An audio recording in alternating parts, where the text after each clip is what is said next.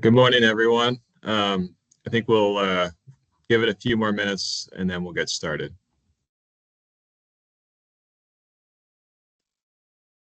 This is a public meeting, correct? That is correct. Okay, I'm just a tree farmer. I just was curious what it was.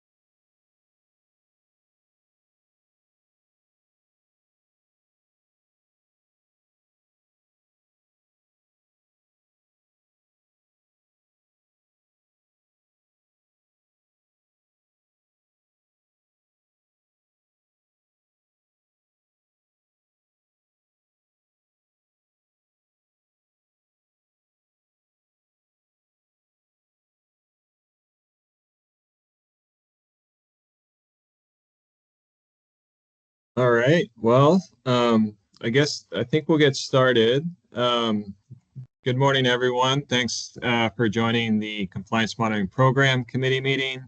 So we are recording the meeting today, and that will be uploaded to the ODF website. The presenter today had called in sick. And so just a heads up, I'm going to cover and so I'll kind of be winging it and I'll do my best to present the information but just wanted to give you a heads up there. The other thing before we get started, I did want to, since this is a public meeting, I wanted to open it up for public comment. So if there's any public comment, now would be the time.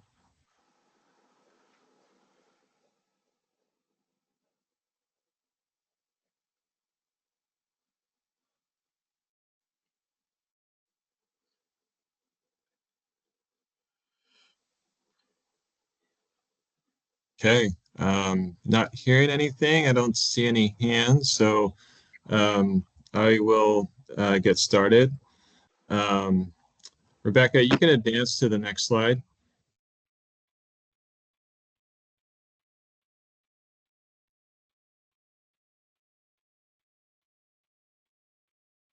So for today's meeting, I'm going to provide a few updates and then cover a landowner access plan that we're developing. And this relates to our access to study sites on private property. So we're developing a protocol for that. So I'll walk folks through that. And you should have received an email from Emily with a document that describes that. Elise Chiba, I'll be handing it off to her, and she's gonna Lisa's gonna cover the CMP story map, which she's been really focused on the last few months and has made pretty good progress there. And then I'll cover briefly interagency field trip symposium that we're currently developing, and then next steps. Next slide, Rebecca. And if you have any questions, just raise your hand as I walk through the slides. So just a few updates. So after the reforestation study, we've been working with our ODF training unit and presenting on our findings from the reforestation study and just at a, kind of a high level, what our program's about and sort of our focus areas. So recently we did have 3 sessions with stewardship foresters where compliance monitoring staff presented reforestation study results, and this was at a internal reforestation training. So we had presented in the three ODF areas, in Roseburg, Salem, and Hood River, and got, I think, a lot of great feedback there and good questions. And then, so for I wanted to cover a few CMP project updates as well. Rebecca, next slide.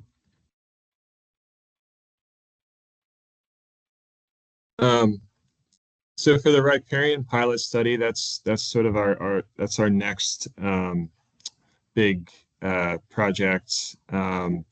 We are internally within our unit, we'll be starting the site selection and landowner outreach soon. And so we're very much in a planning phase at this point. Data collection will begin in August and September for that study.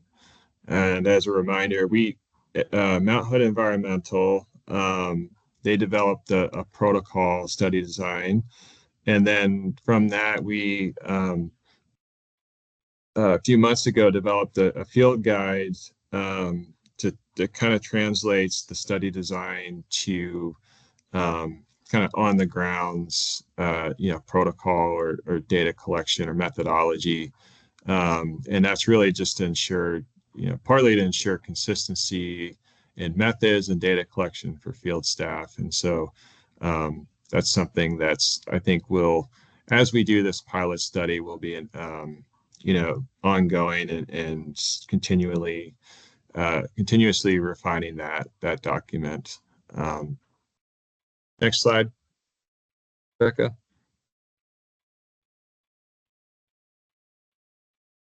So just an update with Mount Hood Environmental. First week of April, MHE sent first draft of the pilot study methods and protocols for both the roads and steep slopes pilot studies. So that is those pilot studies we're anticipating to occur in 2026, whereas 2025 will focus on the riparian pilot studies. We are currently reviewing those first drafts, and we'll likely have a draft ready to share at the next committee meeting. And possibly we may have MHE present at that next meeting. Next slide. So the landowner access plan that was sent out and we're developing is something that we would definitely love to hear your feedback on for this plan. So the forest practices rules now gives ODF authority to access forest operations for compliance monitoring purposes. And so while that is true, it's definitely desirable, I think, for public perception and worker safety to obtain landowner cooperation prior to accessing property. The rules also give, in Division 678, they gives ODF authority to obtain a warrant where access is denied. Although I think right now we're viewing administrative warrants as a last resort. And so the landowner access plan is really designed to gain landowner cooperation and to minimize that non-response. Next slide. So the general, I think, plan here is first is to begin with promoting public awareness about the compliance monitoring program while preparing materials to contact landowners. And then, we consult stewardship foresters about landowners in their particular area that will be contacted, and then contacting landowners. And so for the riparian pilot study. Our plan is to start contacting landowners um, May, late April, May, and June. Um, Next slide. As part of the landowner access plan, we're looking at developing a one-pager that will include a description of compliance monitoring projects, desired objectives, and landowner benefits from projects. Definitely open to feedback on this, and also a public affairs press release. We're looking at when it would be most beneficial for that to occur.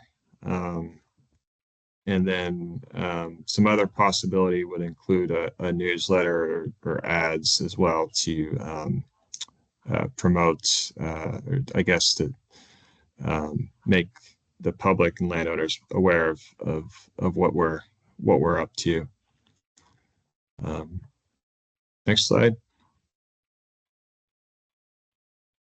So the letters will contain blank fields for landowners. We're also working on determining the letter tone and just sort of crafting that in a way that doesn't come across a certain way. We will be consulting Stewardship Forester Manual and foresters as well for that landowner materials. Next slide. Again, so stewardship foresters will at ODF will have an important role here. Prior to the reforestation, I think this was a few years ago. Um, I presented on the reforestation study and got some good feedback, and I think there was concern about us reaching out to landowners without contacting stewardship foresters. And I think that was definitely in certain areas of Oregon, and so I'd worked with few stewardship foresters to develop a plan on how to proceed and include them in the process. And really, it involved reaching out to them first and sort of describing the study sites and wanted provide an opportunity for them to reach out to landowners if they preferred. And so a lot of stewardship foresters it's taken years to develop that relationship with the landowner. And so we didn't want to jeopardize that. So we'll be sticking to that protocol of initially reaching out to stewardship foresters with that study site information. Next slide.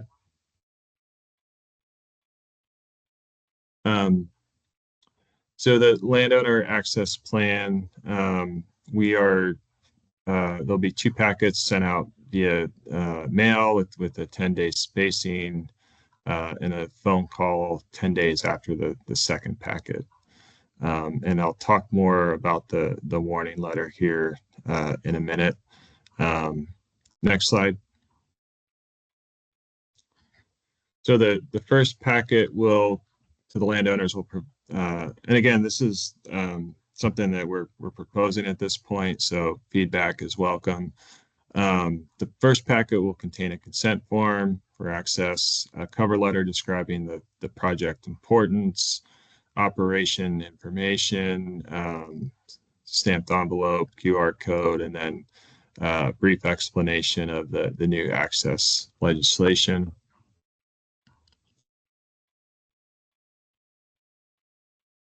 Second packet will contain those same components sent in the first packet, a request for help from landowners, and a thank you reminder letter. And then next slide. So the non-response and denial piece, something we've discussed a lot internally. So what we're proposing is that non-response in that situation, we would send a warning letter. A warning letter with the deadline to respond. If there is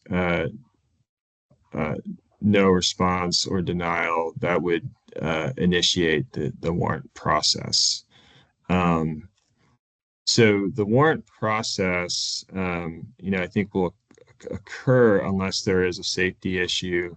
I think that if there's any sort of, I don't know that this will necessarily happen, but if there's any, threat or a lot of pushback, I think we don't want to put uh, folks in any harm's way. So, um, but again, open to feedback on this as well. Next slide. So, Adam, I've got some feedback. I don't know if do you want the feedback as we're going here? Or do you want it at the end? Yeah, we're right at the end.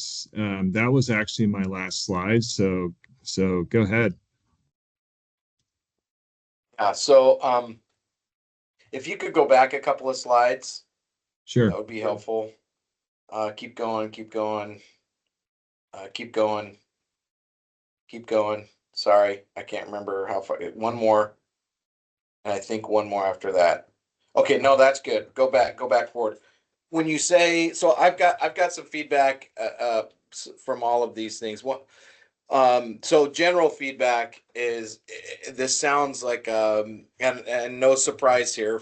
It's an agency, but it sounds like a very bureaucratic process. And if we you say if I'm trying to think about this from a standpoint of if I was a small forest landowner out in the hinterlands and I don't live near a population center. For one, um uh sorry, maybe it's one back, even the slide. I For think one, you talked about the one with you the word, talked yeah, that one there. um The, well, one, I was distracted by the picture. I don't know what kind of sorry. wood that is. It's definitely not Douglas fir. It looks like a pile of firewood from Maine or something. But um so my initial thought was, I mean, in the press release and the advertisements, those are probably I wouldn't discourage you from doing it, but those are not likely to hit your targets, right? I mean, we're not talking about a giant number of humans here, and the people that are out that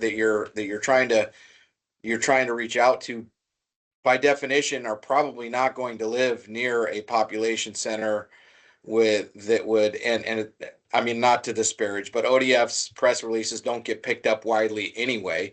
And so you'd almost have to be watching your website in order to pick that one up. I'm just wondering why the phone call is so far down that list. It seems like there's a hesitation for an actual outreach.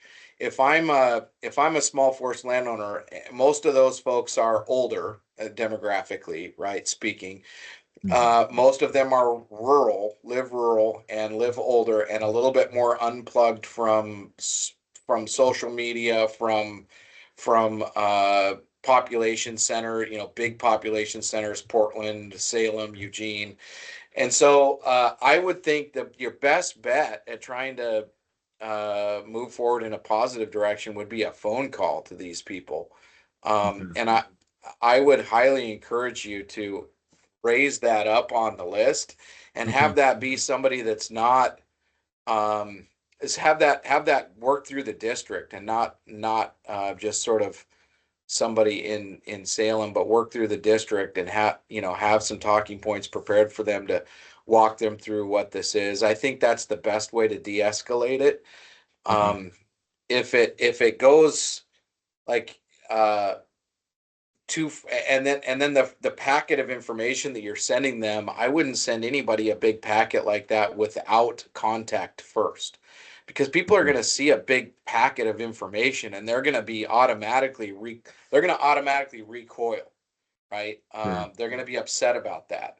Great. And so I think I mean, even just a normal person would kind of be upset about being selected as an audit, right? And so I think talking to them about, this is not super involved. We're doing all the work. This is really just a sort of a sample. But a human can talk through that stuff much better than, a form letter with a bunch of things for them to fill out and send back. That's my initial feedback to you. And I would not put much stock into the press release and the advertising campaign.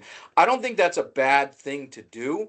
But again, you need to really scale what your purpose is there. You're not actually likely to reach any of the people you're trying to reach to. That would be more like an advertising campaign to let the general public know that this is something that ODF does, and that it's a good thing. And I don't think that's a bad idea. I think that has value in and of itself, but it's not likely to help you in this actual outreach Right. process.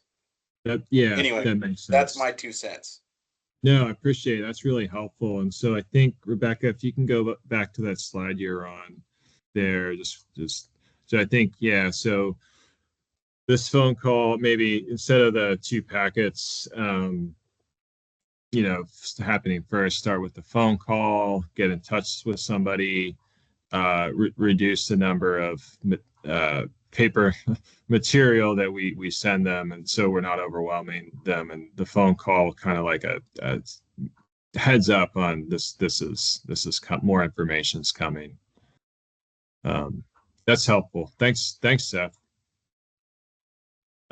Francis, your hands up.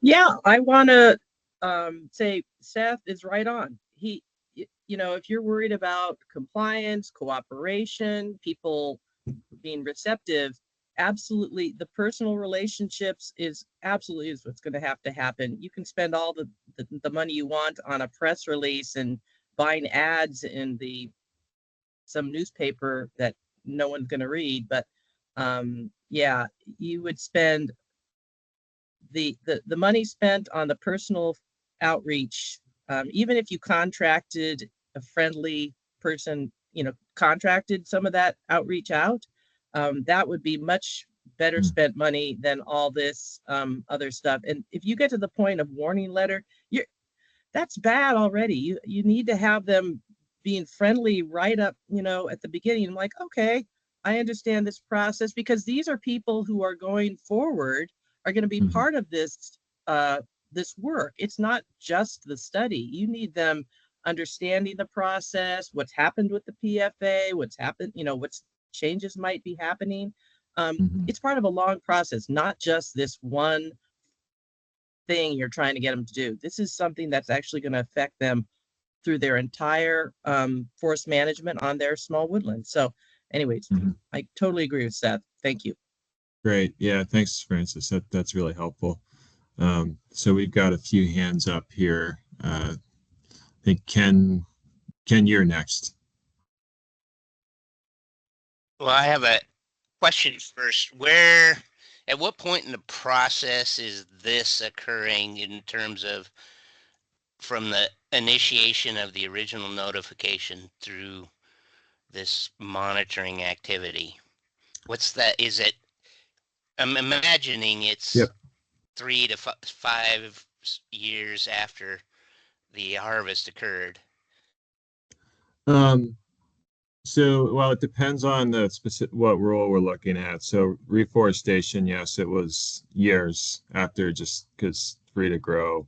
That needs to happen 6 years after planting for the right period. So I guess maybe backing up a second, what I anticipate, and there's some staff here that can correct me if I'm wrong, but for riparian, I think what sort of the annual cycle looks like would be so the notification of completions are submitted, and then in the spring we will use those to select our study sites. Once those are selected, then this kind of starting around this time of year is when we start that outreach process once the sites are selected. And then, I think as we get into the summer, fall, that's when data collection would happen. and then reporting either toward the end of the year or the following year. Um, so for riparian pilot study, at least for this study, this would include operations that happened in 2024. So I guess my points to this is think about on the different activities that you might be requesting access for monitoring, whether it be reforestation or the riparian areas, the time distance between when that harvest occurred and the time you're gonna contact that employee is important because you may be contacting a different person than the person who conducted the Right. operation. The other That, thing is that if the landowner, especially small landowners, are doing this through an operator or a consultant, they unless that operator or that consultant informs them of their responsibilities, this will not be something they understand off the bat. So your process of first explaining is important, and I think mhm.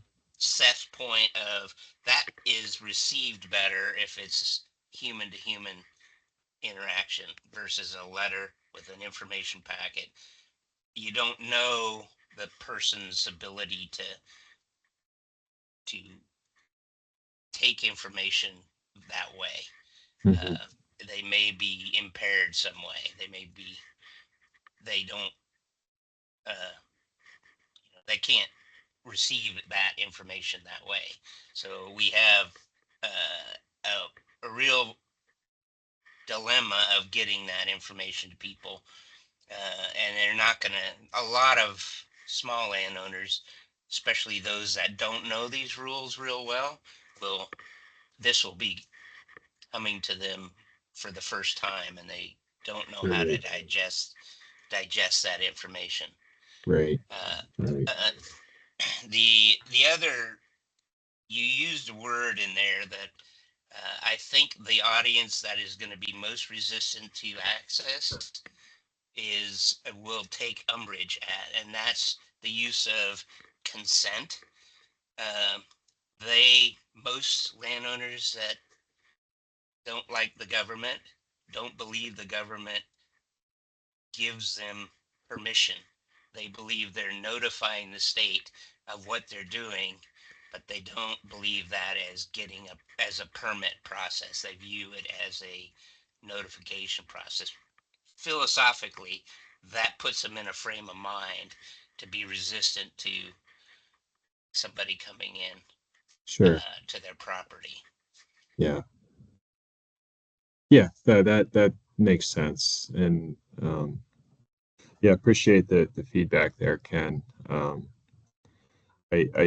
We anticipated, that kind of perspective, and so that's partly why we're um, bringing this in front of the committee to kind of hear how, best to handle that. So appreciate the feedback.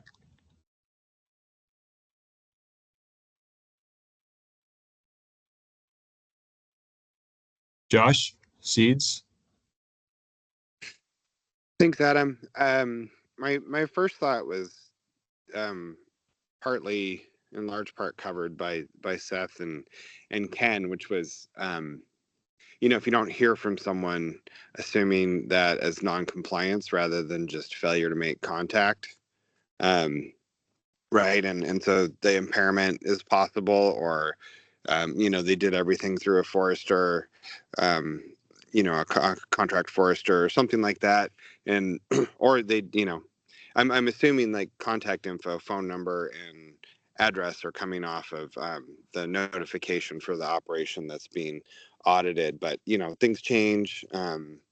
People don't check their mail, or they see it and don't realize it's official and that it's just junk mail, and they just toss it. Right? I get junk mail that tries to look official all the time, and Yeah. I straight into the recycling bin.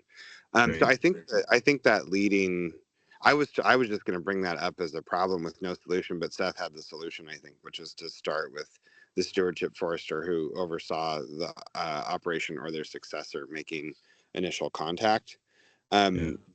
Another idea on that would just be to prime the pump on the initial operation, just kind of, just a couple sentences for stewardship foresters when they get a notification to explain to the landowner um, about that there's a compliance audit program, and this operation may be randomly selected. um, it's not an enforcement operation. It's just part of ensuring that the Forest Practices Act is functioning as designed. And so your operation may be selected for an audit, some years down the road. Just giving them a heads up so they have that, even if they don't remember it when they get that phone call or they get that contact letter, it'll like refresh. And, oh yeah, okay, this is not a big deal. This is just, this is something that I was informed about. I mean, it might still be a big deal for them, to Ken's point, but it's something they were informed about at the get go. So that might be helpful as part of that solution that Seth was talking about for that, because I'm all about ensuring that we're making sure environmental law is being followed. Obviously, that's my role as the DEQ guy, but also I'm really wary of assuming like the contact was successful and the person just said nope, forget you, and tossed it, in a non-compliant way, and that it didn't not land. Yeah. um yeah, so that's the first thing. And then the second thing is much stickier, and this is something DEQ staff experience, which you have talked about a couple times, is that worker safety issue. If someone just says flat out no, um, a couple things, they might just be really prickly, or they might have a non-compliant operation, um, and we don't know which it is. That they're trying to hide violations, and we don't know which it is.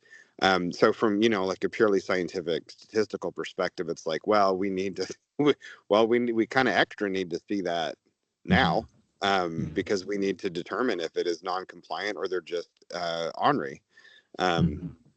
But from the worker safety perspective, it's like, yeah, we don't, if someone's really like, get your damn government hands off away from my property, and they're going to back it up, with aggression, like we just don't want to put, uh, Yeah. agency staff or contractors in the way of that. So I don't have a solution to that other than, if we have a way, this might be something to talk to Mount Hood Environmental about. Can we come up with a way to give an estimate of that orneriness to non-compliance ratio when people give a flat refusal? Some kind of a statistically valid estimate of how many of those are probably have non-compliance and how many of them are just someone who manages to be ornerier than me about their property. And so that's the two things I had thoughts on. But I do agree that um, I think state worker and contractor safety should come first before ensuring statistical awesomeness on Yeah. on study results. Yeah, for sure. Yeah, I don't, yeah, and I appreciate your feedback there. And yeah, the staff that I manage, safety is priority one, for sure. And so um, yeah, the question is how do we do enough on the front end of things to yeah, prevent that and still be successful.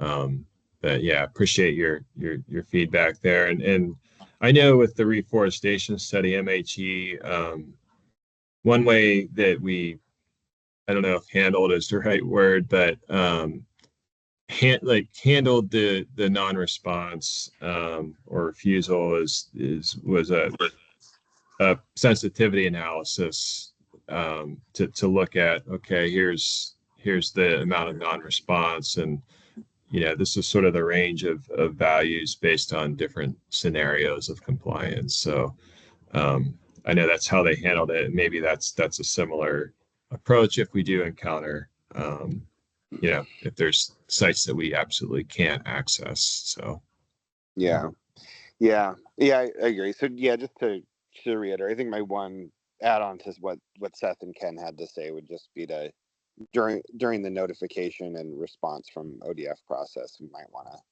throw in some discussion of the compliance audit, Yeah. and how random site selection occurs Mhm. at the front end. So there's some Yeah. awareness of that during notification. Okay. Great. Thanks, Josh. Um, Steve. Anything? Yeah, yeah, I would just, I think what Josh is saying, yeah, I would really emphasize that. And I would ask you, I don't know, is there any written information on the notification when the notification is submitted that indicates that, kind of like a footnote that all operations are potentially subject to a follow-up review of some sort, basically what we've been talking about to let people know upfront, both verbally and maybe in writing, that this process, they could be selected for follow-up. Yeah, I recall conversations around that. I should know the answer to that question. I don't know if there is a footnote at this point, but it's something I can look into and see what the feasibility of that is. So it like Josh had mentioned, it kind of prime the pump on that, and that it's that there's always that potential. And then the only other, just from past history, I would say if you end up in hopefully very rare circumstances at the administrative warrant, solution, that's probably going to involve a county sheriff. And I don't know how that works with a lot of the sheriff's departments around Oregon being really marginally staffed. I mean, they may look at that and go, well, that's fine and dandy, but that's not our priority today, or maybe even tomorrow. It's something to think about. Okay, that's good. Yeah, it's good to know. Um, yeah, I think we'll in that situation we do the best that we can, but there's if it's not a priority, there's only so much we can do. So appreciate that, Yeah, Steve. Adam, DEQ and ODFW also, I believe, we actually have particular Oregon State Patrol officers for those sorts of situations. Like there's established relationships there. Um, I don't know. That doesn't sound like that's the case for you, but Steve did raise a good point. I'd kind of wondered about that, but was loath to bring it up because I hate, again, to bring heavy-handed gun-wielding law enforcement into a compliance audit. Um, so just another thought. Oh, we use OSP, but Yeah, yeah, again, I don't think we want to get it escalating to that point just to get statistical validity. yeah, Yeah, and I would add, in my experience, now maybe it's changed, but when I was in the field, OSP was significantly understaffed in the wildlife and the forestry end of things. And I don't know that that's improved. It may have actually gone the wrong direction there. And so, you just have to be aware of those things. And as you say, the safety of the employees is paramount. And it may be you just have to back away from one of those or more. yeah, for sure.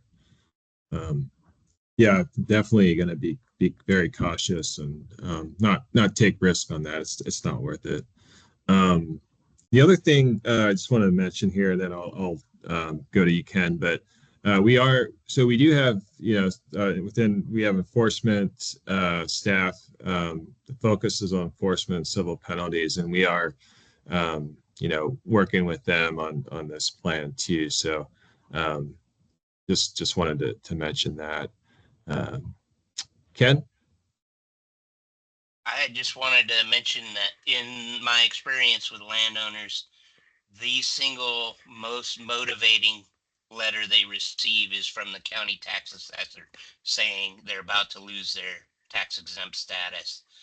And that would be much more, that actually is received differently and puts them more in a defensive posture Oh, to explain that they're complying with the law. interesting. Um, and that's my contribution, rather than coming at them with a penalties, just say, well, Right. you know, this exemption or deferral of your taxes is based on doing good forestry on your property. That Yeah. requires you comply with these laws. Yeah. Okay. Thanks, Ken. Stephen? I just wanted to support what Steve Vaught said, that when people file a notification, and maybe it's already there, that there's something up front that says, your land might be randomly selected for I don't know if I use the word audit, but and so that's at least that's the first contact or idea that and it may be 5 years down the road or whatever, but I think that gives them a heads up, and you can particularly if they don't want people on their property, you can point out that this was part of the notification. So if you have that, great. The other thing is that it was noted that using state police, the couple agencies use them, but we also have on the sheriffs in the different counties have forest deputies that patrol forest properties, particularly larger properties, but perhaps they can be used when on that occasion when you have someone who's not going to comply with allowing access. So I just thought I'd say that. Yeah. Great. Thanks, Stephen. Appreciate that. Seth? Yeah, just a quick note to follow up on the idea that Josh brought forward to have, this up front on the notification. The I just pulled up a notice to see if it had any information on there, the notice that comes back to the notifier, and I don't see anything on there. It does say it says submitting the notification on the lands constitutes consent for the department's staff to access the property to ensure compliance with state law and rules. But it doesn't say anything about a future follow-up compliance monitoring effort. Yeah. And so that is a good point, and it's something that I think definitely warrants some discussion within the department. I would elevate that, maybe even don't put it down here in the notices, put it somewhere higher. That it doesn't have to be long and involved. It could just say something like the department per statute conducts compliance after the fact reports, and yours may be randomly selected. We will let you Right. know, or something like that. Yeah, thanks. I think the way what you just read sounds more of what the stewardship foresters would be involved with, and not necessarily the compliance studies. Exactly. Yeah. I think clarifying that those 2 points would be helpful. So, um, great. Thanks, Seth. And then I think Ken, your hand. Yeah, I'm concerned about using notification information for your contacts, because especially the longer after that harvest time, that likelihood that the ownership will change is pretty high, especially for Okay. reforestation. It's probably not, my guess is more than 50% of the time, it's not the same landowner that did the harvest that owns the property at the time of compliance. Okay. So the issue of getting this out and saying you you will be notified, or you could have this compliance action 5 years from now, doesn't mean anything. There could be a notification through the realty process, the transaction, that says they have to acknowledge that they are subject to this because they're buying forest land, Mhm. or there's some sort of notice through the tax notification. annual notification that says if you are receiving a forest deferral, you are required to comply with for any of these harvest operations. And that Yeah, is annually renewed, sent to them and said, this right. is a deferral that is allowed because you're maintaining your property as forest land under these laws. So there's, that's, I don't know that there's that same person from the notification. The other interjection between a landowner and this information is if the operator is the one submitting the notification, or if it's a consulting forester, unless that person turns around and informs the landowner their responsibilities, then that landowner won't get informed anyways, Yeah. because it'll go to the operator. The operator sees these every time they put a notification in. They know it.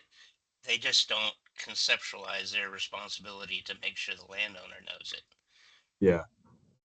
Yeah, I picked up on something you said there, Ken, and I just want to make sure, and if, sorry if this wasn't clear in the presentation, but um, so the reforestation study that we completed, um, unless the board directs us to do reforestation study again, we're not going to be looking at reforestation.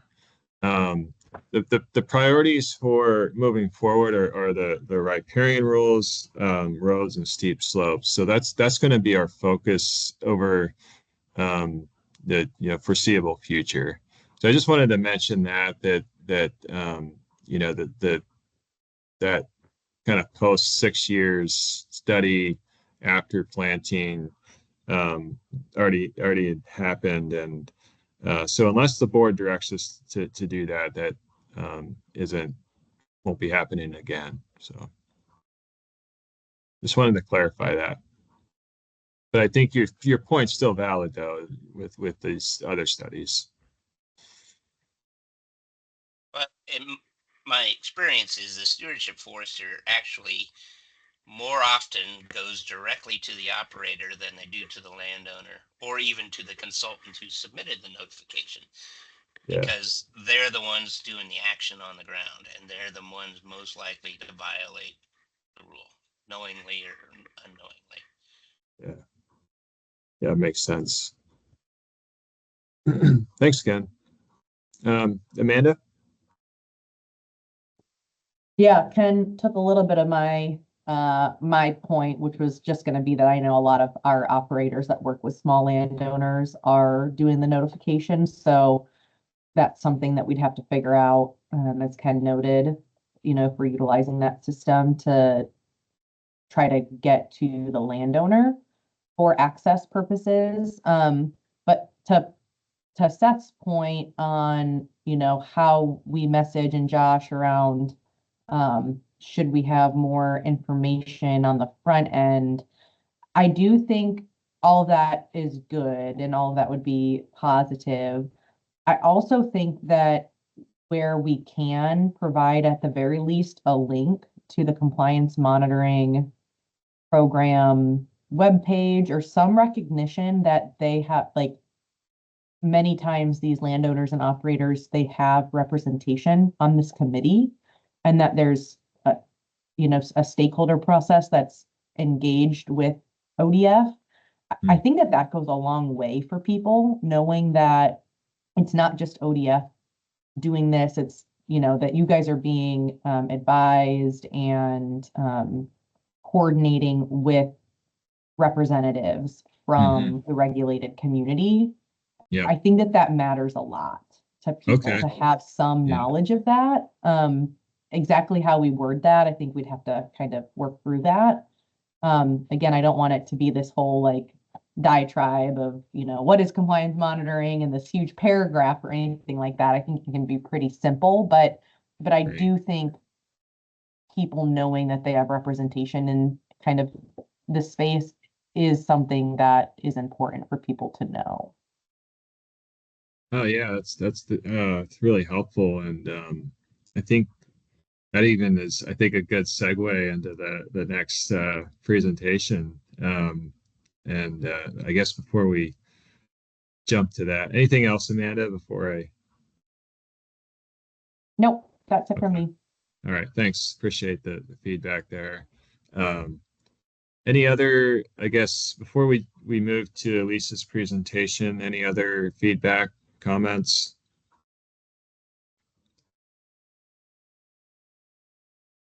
All right. Uh, Damon, did you have something? well, yeah, I don't know if I'm on here. I just was listening in on the meeting. I'm just a SFO tree farmer, and anyway, pretty um, interesting. I'm not going to make too much comment at this time, but gosh, talk to the stewardship foresters and that kind of thing. Get a good hands-on feeling. And I have no idea what your sampling frame target is, but that's anyway. I wouldn't even know where to start making comments, so I'll shut up. No, well, appreciate you joining, Damon, and chiming in. Okay. Maybe I'll send an email to the email address for the committee. Okay. I don't know if you're taking public comment or not. Yeah, Anyway. so I'll have one of my staff drop the email address in the chat so you can see that. Okay. Yeah, thanks. Thank you. Let's see, David, can you drop the compliance monitoring email in the chat? Yep, I'll get right on that. Thanks. All right. Well, Rebecca, do you want to pull up the PowerPoint and then I'll hand it off to Elise.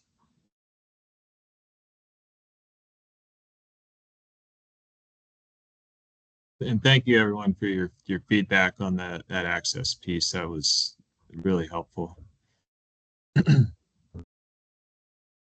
All right. Hello, everyone. My name is Elise Chiba. I am a monitoring specialist in the compliance monitoring unit. We have been drafting a story map for the compliance monitoring website to provide the public with an understanding of the CMP and what we do. Currently, we're working on the general content for the story map with the goal of a finished product similar to the one put together by the Washington Department of Natural Resources. We have the link provided here.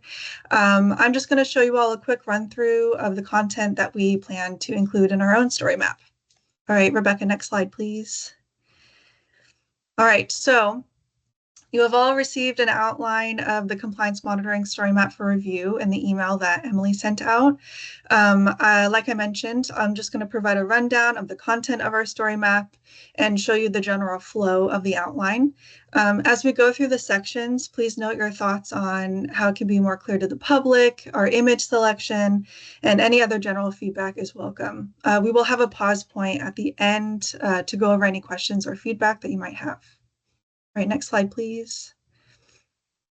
All right, so like what was mentioned before, our goal with the story map is to provide the public with information on our program and address some of the questions that they might have. So we start out with discussing our program's purpose, evaluating FPA rule compliance, and identifying areas that need improvement. These evaluations are done through scientifically designed collection of information from forestry sites. We note that the CMP also serves as a resource for landowners and stewardship foresters, and that this is important to help us with our training and educational outreach. All right, next slide, please. And discuss the FPA to give context for folks who might not be familiar, that it was created to set standards for all commercial activities involving the establishment, management, or harvesting of trees on Oregon's non-federal forest lands. We also note that Oregon law gives the Oregon Board of Forestry the responsibility to interpret the FPA and adopt rules for forest practices. All right, next slide, please. Our team also wanted to provide some information on the Habitat Conservation Plan and how the CMP and HCP play into each other.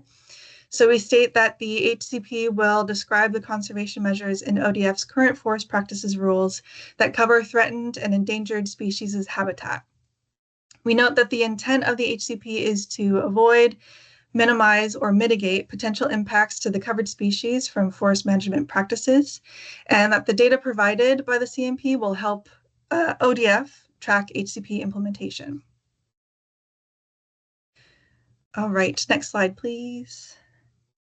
All right, so we then detail previous and current monitoring projects, specifically the recent 2024 reforestation study, as well as the long-term compliance monitoring studies like the riparian study and also just a more general CMP timeline. All right, next slide, please.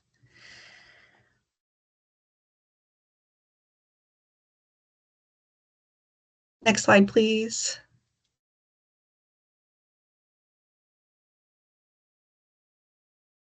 Rebecca? Sorry, Oops. it No, you're wasn't good. proceeding. Let me try sharing it again. Hold on. You're good.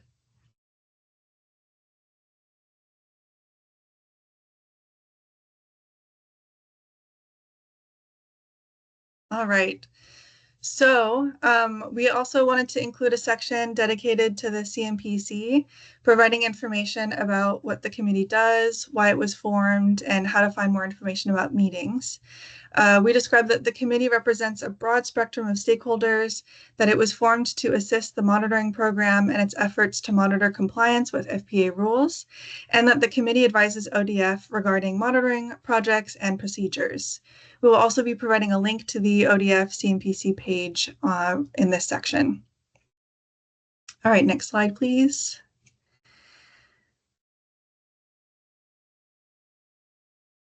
All right, so the final section of the story map will be just a closing out segment where we reiterate the CMP's purpose, that we aim to support ODF's mission of sustainable forestry through compliance and transparent reporting.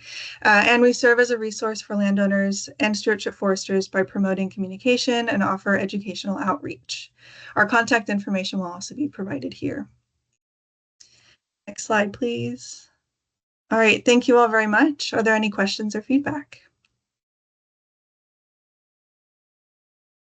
I think I saw a couple chats come in, so. Okay, Steve, I did not get the LO access plan doc. Please send it to me. Oh, gotcha. Okay, sounds good. Yeah, I think I got that covered. Sorry. You can jump to Stephen. Yeah, Stephen. Yeah, I wonder if Rebecca could go back to the slide that talked about the history. Just have a.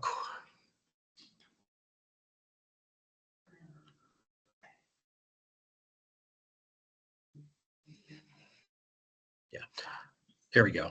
So history, yeah, history and background. And okay, go one more. Okay. So when I first read that, talks about the Habitat Conservation Plan, but what is that? I mean, I think, and maybe you have that, but an HCP is a Habitat Conservation Plan. It does this, and it was required because of X, Y, and Z. And so we have to comply with that, as well as, and the forest practices has helped do that.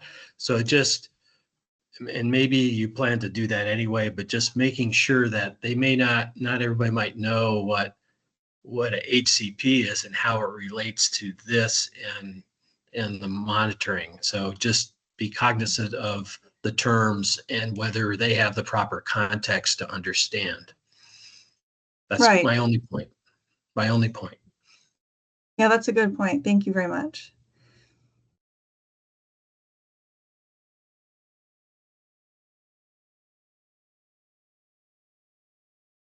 Any other questions?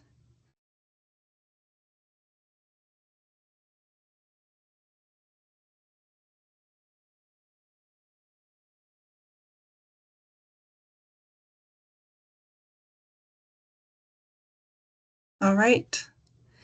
Thanks everyone again. And now I will hand it back to Adam to discuss the CMP interagency field trip. Thanks, Elise. Appreciate you walking through the story map. I think the graphics are looking great. So I think so. What we'll end here on next steps, Rebecca, if you want to pull up the PowerPoint again.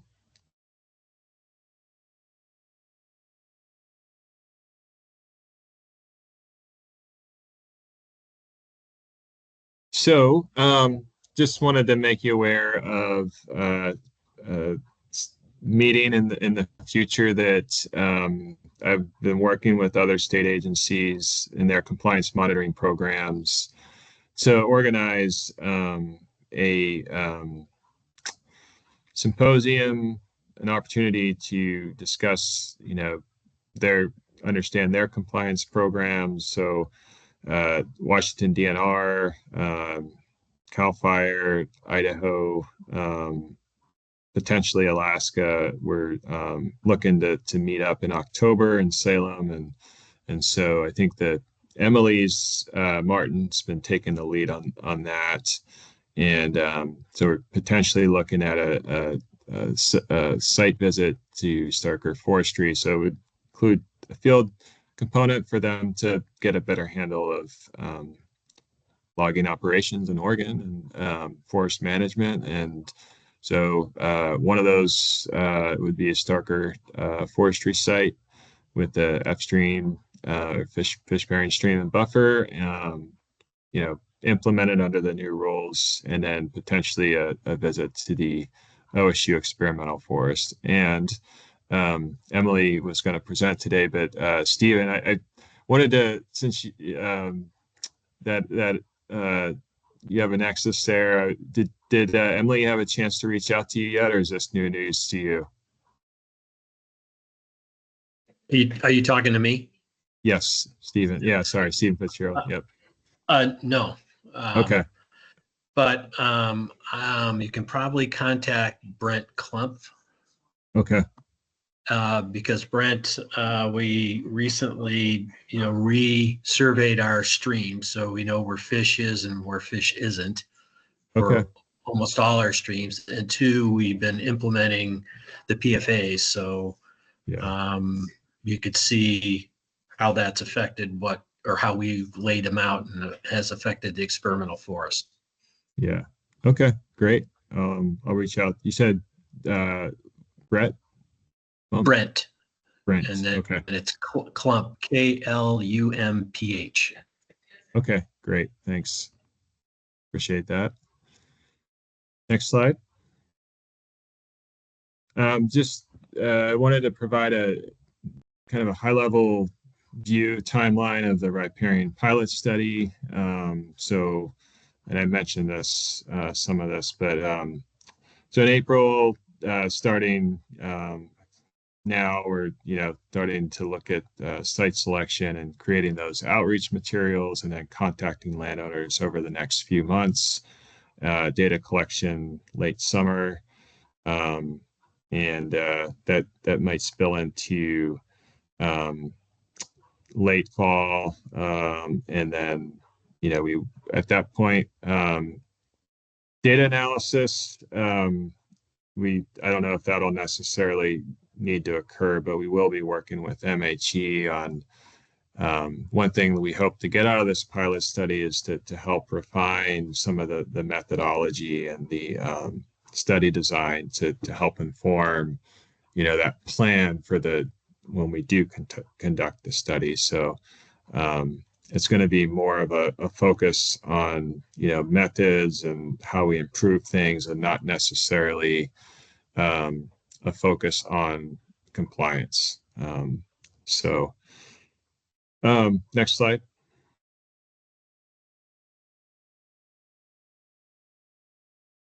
Other projects down the road that we're looking at, roads and steep slopes pilot study. So the MHE is developing the study design and protocol, likely ready for review in July here in a few months. So just a heads up there. Next slide. Upcoming meetings, the next one is July 31st.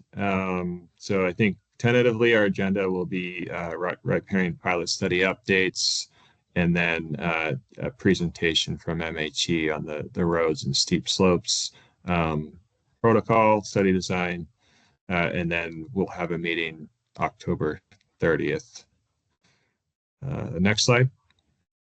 So that is all that we have today for PowerPoint slides. I'll open it up for any go backs or any other questions, any other feedback before we wrap up.